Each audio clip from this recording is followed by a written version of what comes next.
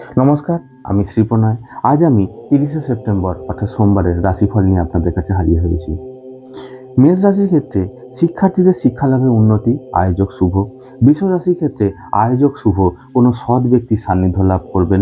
মিথুন রাশির ক্ষেত্রে শরীর কষ্ট হবে, রোগ ভোগ করতে পারেন।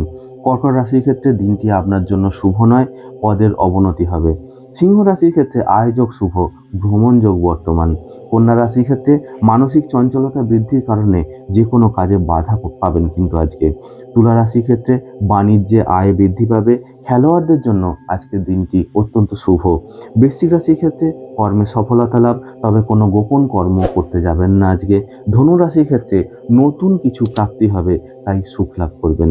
মকর রাশির ক্ষেত্রে আজ ভ্রমণ যোগ আছে, মানসিক শান্তিতে থাকবেন।